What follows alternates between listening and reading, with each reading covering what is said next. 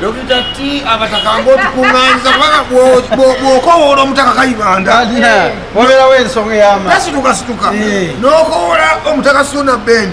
N'okowola Mary Nambwa nti olina ky'otugamba.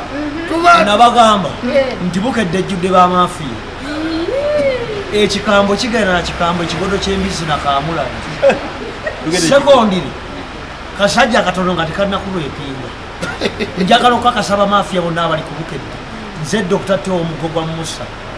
Kino kyekifaananyi eky'omuggo gwa Musa nga bwe gufaanana. Omuggo gwa Musa. Kitege mbabuulira.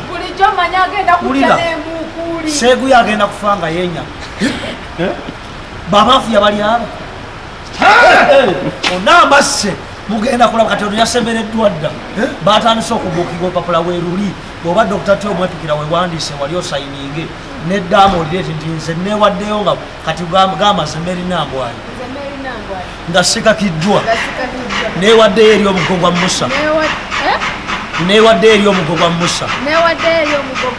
Oba bansiraanya. Bansiraanya. Tuzzaako omukolo ogw'okukwata ku muggo gwa Musa. Ng'akabonero akakakasa nti nzikiriza okufa nga mpumusa ebituufu.